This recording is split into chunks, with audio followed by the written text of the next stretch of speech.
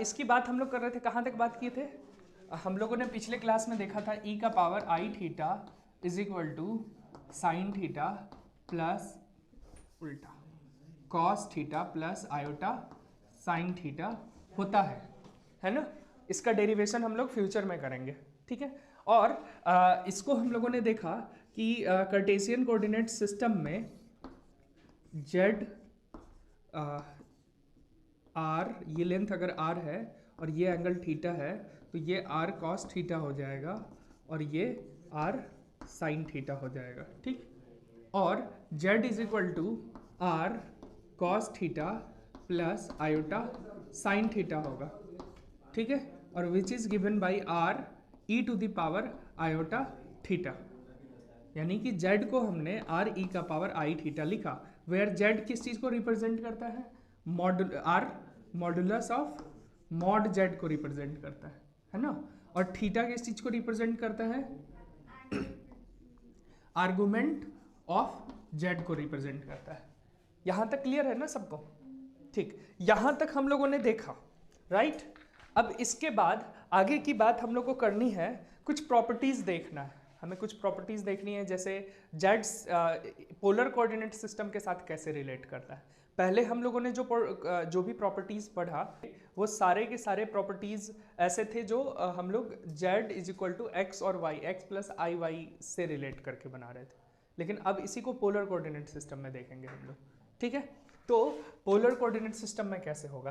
For example Z is equal to हमने कहा R E to the power iota theta, ठीक। तो किसी ने कहा कि बताओ जेड बार क्या होगा, यानी कि कॉम्प्लेक्स कॉन्जुगेट ऑफ जेड को पोलर कोऑर्डिनेट सिस्टम में आप कैसे रिप्रेजेंट करोगे? तो ज्योमेट्रिकली आप कैसे रिप्रेजेंट करोगे? ज्योमेट्रिकली अगर ये जेड है, Z X plus iota Y, तो इसका जो कॉम्प्लेक्स कॉन्जुगेट होगा वो होगा Z bar is equal to X minus iota Y, यानी y निगेटिव हो जाएगा। y निगेटिव हो जाएगा यानी कि इधर जाएगा, x तो सेम रहेगा दोनों का, y में लेंथ भी सेम रहेगा यानी रेडियस r भी सेम होगा, है ना। r यानी कि मॉड, मॉड दोनों का सेम होगा। ये तो हमने देखा mod of z is equal to mod of z bar होता है, ये प्रॉपर्टी है ना। लेकिन क्या होगा, ये अगर थीटा एंगल पॉजिटिव एंगल बना रहा होगा तो ये माइनस थीटा बना रहा होगा, यही हो रहा होगा ना, ये माइनस थीटा है। तो ऐसे भी अगर इसका हमको लिखना है तो जेड बार का हमको पोलर कोऑर्डिनेट लिखना है तो हम लोग बोलेंगे आर, अगर ये लेंथ आर है तो ई का पावर माइनस आई थीटा, यही होगा ना। ऐसे भी इसको एक्सपैंड करो, यानी कि Z bar is equal to R E का पावर माइनस आई थीटा। इसको एक्सपैंड करो, इसको एक्सपैंड करेंगे तो R cos theta plus iota sine theta हमें मिलता है, राइट। इसको एक्सपैंड करेंगे तो R cos of minus theta plus iota sine of minus theta मिलेगा, ठीक है ना। थीटा को माइनस थीटा से रिप्लेस कर दिए, ठीक है। सब लोग को क्लियर है, राइट? ओके, तो ये आगे क्या मिलेगा? R cos of minus theta क्या होता है ट्रिगोनोमेट्री में सब लोग? प्लस कॉस थीटा, तो ये बन गया कॉस थीटा, और साइन ऑफ माइनस थीटा क्या होता है? माइनस साइन थीटा, तो यहां हो गया iota minus iota sine theta, ये बन गया, है ना। और ये किस चीज को रिप्रेजेंट कर रहा है? जेड बार को, है ना। तो हमने क्या देखा, आर ई का पावर आई थीटा अगर R cos theta plus I sine theta है तो आर ई का power minus I theta R cos theta minus I sine theta है, और आर कॉस थीटा एक्स है और आर साइन थीटा वाई है, तो ये x प्लस आई वाई था तो ये x माइनस आई वाई है। समझ आ रहा है? तो ये जेड बार को है, यानी कि अगर आप जेड को जेड बार आप लिखना चाहते हो तो थीटा को बस माइनस थीटा से रिप्लेस कर दो, ये प्रॉपर्टी है। समझ आया? तो इसको एक बार नोट करो, फिर आगे हम लोग बढ़ते हैं। जेड है हमारे पास ये, और जेड बार है हमारे पास ई का पावर माइनस आयोटा थीटा, है ना। तो अगर हम कहें जेड इंटू जेड बार क्या आएगा, तो पहले हम लोग जानते हैं मॉड जेड का स्क्वायर होगा, है ना। और करके देखते हैं क्या आएगा। जेड इंटू जेड बार हमारे पास क्या आएगा? ई का पावर आई थीटा सॉरी आर छूट गया है, आर, ठीक, आर स्क्वायर ई का पावर आई थीटा इंटू ई का power minus I theta, which is given by r square into e का power I theta minus I theta, which is equal to r square into e का power 0 which is equal to r square and which is mod of z का square, क्योंकि R mod of Z को represent करता है। समझ आ रहा है? Clear? फिर एक प्रॉपर्टी ऐसे ही हमने देखा कि argument of Z1 into Z2 क्या होता है?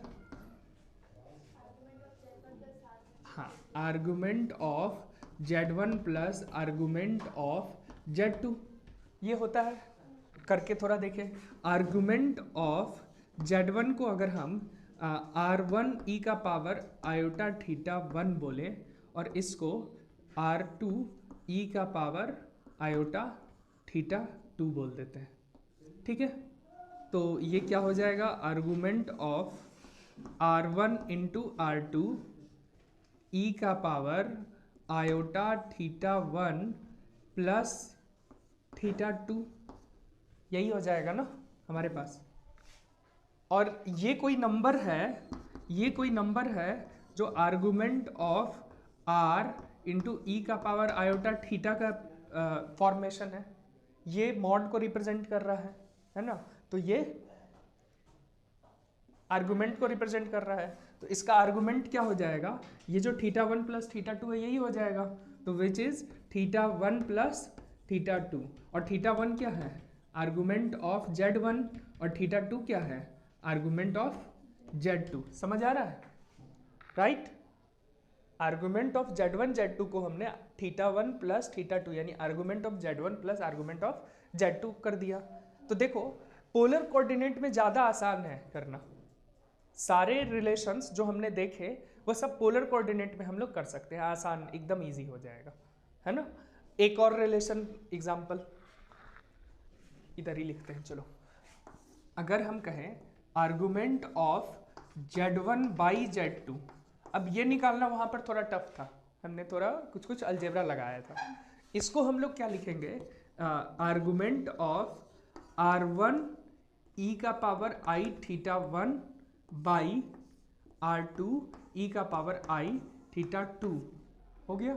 और ये क्या बना? आर्गुमेंट ऑफ एक नंबर हुआ R1 बाई R2 जो कि मॉड को दिखाता है, इनटू e का power iota theta 1 minus theta 2। तो ये तो फिर वही हो गया ना, R e का पावर आई थीटा, यानी ये हो गया क्या? Argument which is given by theta 1 minus theta 2 which is given by argument of Z1 minus argument of Z2।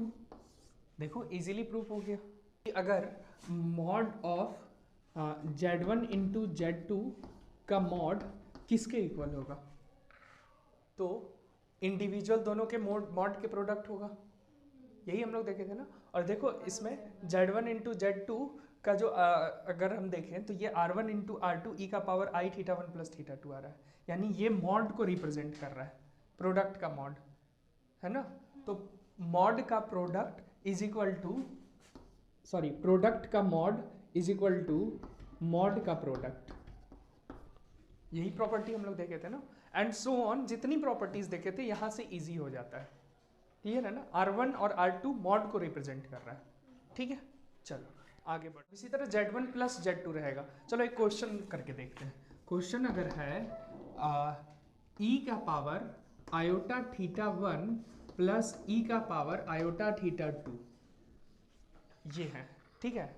तो ये मान लो ये एक कॉम्प्लेक्स नंबर है Z, जो दो कॉम्प्लेक्स नंबर का सम है जिसका मॉड 1 1 है। Z1 का मॉड 1 है, ये सबको समझ आ रहा है ना? Z1 है, ये Z2 है, इसका मॉड भी 1 है, इसका मॉड भी 1 है, कोफिशिएंट 1 है ना?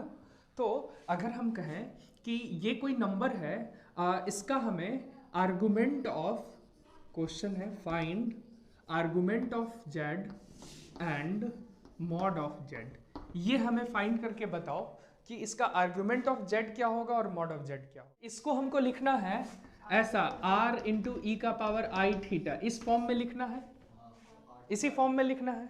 तो अब इसको हम z is equal to cos theta 1 plus iota sine theta 1 ये लिख सकते हैं, प्लस कॉस, इसको cos theta 2 plus iota sine theta 2 ये लिख सकते हैं।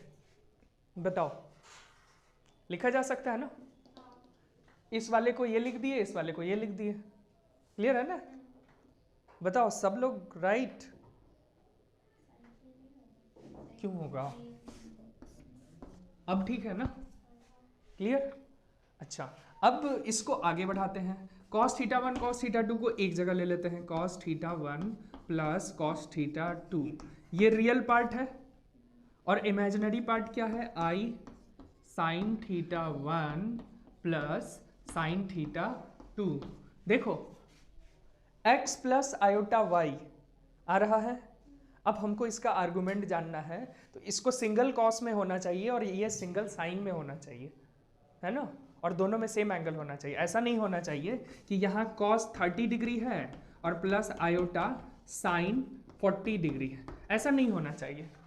तब ये नॉर्मल फॉर्म में नहीं लिखा हुआ है, तब ये कॉम्प्लेक्स नंबर तो है, लेकिन वो जो जनरल फॉर्म होता है यहाँ भी थीटा होना चाहिए और यहाँ भी थीटा होना चाहिए, तब वो जनरल फॉर्म में है। समझ आ रहा है?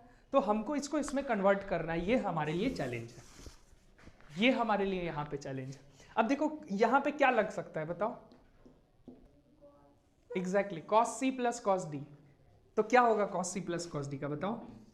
2 cos c plus d by 2 into sine c minus D by 2 theta 1 minus theta 2 by 2, यही होगा, ठीक है? और साइन थीटा 1 साइन थीटा 2 का क्या होगा? Plus iota 2 sign theta 1 plus theta 2 by 2 into cos theta 1 minus theta 2 by 2। सही है? ये वाला फॉर्मूला गलत है ना? हाँ, यहाँ पर साइन होगा, दोनों कॉस होगा। अच्छा, दोनों कॉस होगा, cos C plus cos D, 2 cos C plus D by 2 cos, हाँ सही है, दोनों कॉस होगा, यहाँ कॉस होगा, सही, ठीक है, क्लियर? और आगे चलो, 2 कॉमन आया और क्या कॉमन आया? Cos theta 1 plus theta 2 by 2, minus आ गया कॉमन, चलो माइनस कर दो, ठीक। अंदर क्या बचा? Cos theta 1 plus theta 2 by 2 plus iota sine theta 1 plus theta 2 by 2। आ गया फॉर्म?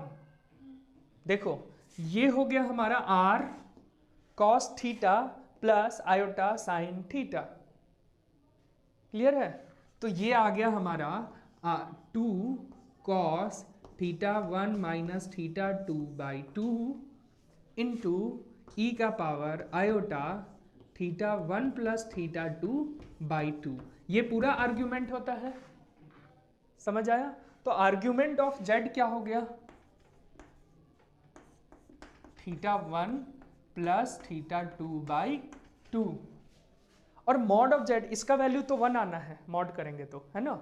मॉड ऑफ z, अगर मॉड ऑफ z लिखना है तो इस पूरे का मॉड करना पड़ेगा। ये तो हमारे पास 1 है, इसका मॉड e का पावर आई थीटा का मॉड, अगर हम कहें z इज इक्वल टू ई का पावर आई थीटा, तो इसका मॉड कितना है? 1 ही तो है, ये तो 1 हो जाएगा, है ना? 1 r के जगह 1 है, तो बेसिकली इसका मॉड 1 आ गया। और इसका इसका मॉड तो यही लिखेंगे, mod of z is equal to mod of 2 cos theta 1 minus theta 2 by 2 का मॉड, ठीक? क्योंकि हो सकता है ये निगेटिव भी आ जाए ना, तो हमको मॉड यानी कि पॉजिटिव वैल्यू लेना है। नहीं, हमेशा नहीं ना, थीटा के वैल्यू पे डिपेंड करेगा। थीटा अगर 2 पाई,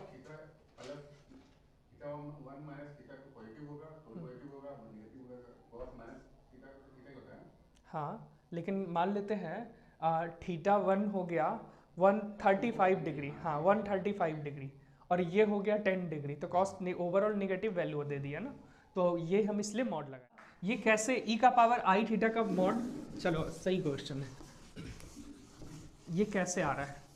देखो ई का पावर आयोटा थीटा है, इसका मॉड निकालना है, ठीक? मतलब mod of cos theta plus iota sine theta, ये निकालना है। और x प्लस आई वाई का मॉड क्या होता है? Under root cos square theta plus sine square theta, theta की जगह कुछ भी रहे, अंडर रूट 1 ई का पावर आई थीटा का मॉड। हो गया क्लियर? समझ आया ना? तो अब यही आना है, ऑलवेज और कुछ आ ही नहीं सकता है। जो डिफाइन आपने किया है रिलेशन, जो ज्योमेट्रिकल रिलेशन जहाँ से आप ला रहे हो, इसको ट्रांसलेट कर रहे हो, वो यही दे रहा है, आप कुछ कर नहीं सकते, यही है मीनिंग ही इसका, ही है। क्लियर? अच्छा, अब हम यहाँ पे क्वेश्चन कर रहे हैं, क्वेश्चन थोड़ा बदल दो, यहाँ पर माइनस आई थीटा 1 हो जाए, यानी कि z एक ऐसा नंबर है जो z1 plus z1 plus z1 बार है ना? तब क्या होगा? ये तो फॉर्मूले पे ही हो गया ना, जो आपने फॉर्मूला किया मॉड z, वही सारा प्रोसेस करेंगे तो मॉड z क्या आ जाएगा? पिछली बार क्या आया था? 2 mod of 2 cos theta 1 minus theta 2, यानी कि 2 थीटा 1 बाई 2, यही आया था ना? तो ये आ जाएगा 2 कॉस थीटा 1 का मॉड, ये आ गया। और आर्ग्यूमेंट ऑफ z क्या होगा? क्या आया था पिछली बार? थीटा 1 प्लस थीटा 2 बाई 2, यानी कि theta 1 minus theta plus theta 1 by 2, यानी कि थीटा 1 बाई 2, यानी कि थीटा 1। समझ आया? ये तो फॉर्मूले पे बेस्ड हो गया एक तरह से, है ना? थीटा 2 के जगह माइनस थीटा 1 आ गया क्योंकि, ठीक है? अब हम कहें कि यहाँ पर थीटा हो और ये पूरा हट करके यहाँ पे 1 लिख दें। अब फर्दर सेम क्वेश्चन बनाए। अब इसको देखते हैं। इस बार ये 1 है ना, 1 तो ई का पावर के समथिंग के फॉर्म में है नहीं, लेकिन 1 को हम लोग 1 इज इक्वल टू कॉस 0 लिख सकते हैं प्लस आयोटा साइन 0, ये तो लिखा ही जा सकता है। और इसका मतलब हो गया e का पावर i इंटू 0, यानी थीटा 2 हमारा क्या है? 0। बन गया क्वेश्चन, थीटा 2 0 आ गया, रिप्लेस कर दो, है ना? तो आर्ग्यूमेंट ऑफ z क्या आ जाएगा? Argument of z theta by 2, theta 1 plus theta 2 by 2, ठीक? मॉड ऑफ z क्या हो जाएगा? 2 इंटू कॉस थीटा बाई 2, यही हो जाएगा ना? समझ आया ना? अच्छा, 0 को, जैसे 1 को हम यहाँ रिप्रेजेंट किए, 0 को कैसे करेंगे रिप्रेजेंट? e का पावर आई थीटा में अगर लिखना हुआ तो 0 इज इक्वल टू,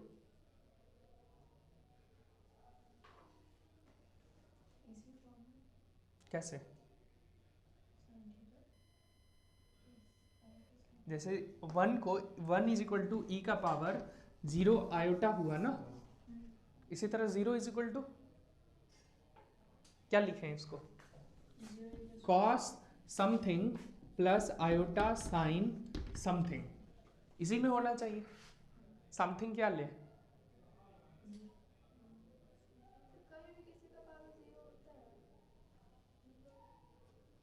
वैल्यू है ये 0 ना, तो 0 को आपको कॉम्प्लेक्स पोलर कोऑर्डिनेट में लिखना, रिप्रेजेंट करना है, तो कैसे करेंगे? इस पे सोचना सब। हाँ, क्योंकि इसका r छूट गया है, r भी रहेगा बाहर, तो अब इसके बारे में सोचना, ठीक है? एक ये है होमवर्क हम लोग का, हम लोग अभी आगे बढ़ेंगे, ठीक है? आगे है, अगर हम कहें 90 डिग्री, 90 डिग्री की है तो ये 0 हो गया, ये 1 हो गया। अभी हम आयोटा को रिप्रेजेंट कैसे करें वही पूछने वाले थे। आयोटा क्या हो गया? हाँ, इसका मॉड क्या होता है? 1 होता है। r तो 1 हो गया, ई का पावर आयोटा थीटा हो गया, यानी ई का power iota theta is equal to i, यही प्रूव करना है। यानी कि cos theta plus iota sine theta का वैल्यू 1 आई कब होगा? जब ये 0 और ये 1 हो गया। ये 0 और ये 1 किस थीटा के लिए होगा? 90 डिग्री के लिए। तो यानी कि ये हो गया cos pi by 2 plus iota sine pi by 2। और भी मेनी वैल्यूज हो सकते हैं क्योंकि ट्रिगोनोमेट्रिकल फंक्शन है ना। तो ये हो गया ई का power iota pi by 2 iota का वैल्यू, राइट।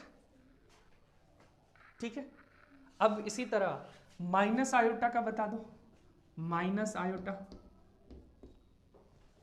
हाँ तो उतना काहे करेंगे, ये इसका कॉम्प्लेक्स कॉन्जुगेट है ना, ये इसका कॉम्प्लेक्स कॉन्जुगेट है, तो ई का power minus I pi by 2, वही माइनस पाई बाई 2 वहां पर आएगा, है ना, जो सिमरन बोल रही है, minus pi by 2 complex conjugate है, तो थीटा का माइनस। आज की क्लास में यहीं तक रखेंगे, इसके बाद अगली क्लास में इसको और बढ़ाएंगे, लेकिन कुछ क्वेश्चंस करेंगे। अगले क्लास में क्वेश्चंस करेंगे, इसके अलजेब्रा को समझना ज़रूरी है, तो कुछ क्वेश्चन करते हुए फिर हम लोग आगे चलेंगे। ठीक है, अभी बहुत सारी चीज़ें इसमें जाननी है, स्क्वायर रूट, क्यूब रूट निकालना है ना, पावर बढ़ता जाएगा या पावर फ्रैक्शन में होगा तो कैसे निकालें, z का पावर 1/2 रूट कैसे निकालें, क्योंकि नॉर्मल नंबर का रूट हम लोग जानते हैं, निकालते हैं, लेकिन कॉम्प्लेक्स नंबर का रूट कैसे निकालें, क्योंकि उसमें इमेजिनरी पार्ट अलग से है, तो उसका रूट निकालना मुश्किल है। लेकिन ये सिस्टम आपको पोलर कोऑर्डिनेट सिस्टम ना उस मुश्किल को बहुत आसान बना देगा। ठीक है, तो ये रूट निकालना, पावर ज़्यादा होगा तो क्या करेंगे, ये सब इजी हो जाएगा उसके बाद हमारे लिए।